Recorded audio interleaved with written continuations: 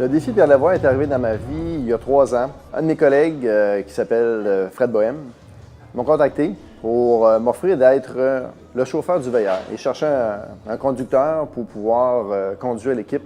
Puis à ce moment-là, j'ai accepté. J'ai commencé à faire du vélo il y a 4 ans. Donc 1 an avant que je m'implique dans le défi, j'ai commencé à faire du vélo. Avant, j'étais toujours quand même un peu actif. Je jouais au soccer l'été et je jouais au hockey l'hiver.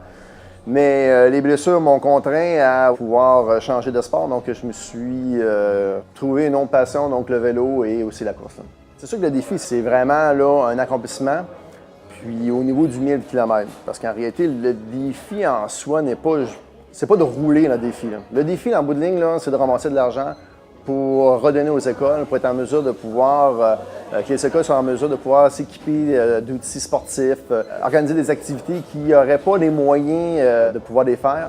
Comme cette année, on a fait 6 conférences dans les écoles. On va parrainer 12 écoles à travers tout le KRTB, la Conseil scolaire de Kamouraska. On le voit concrètement, là, ce qu'on fait. Là.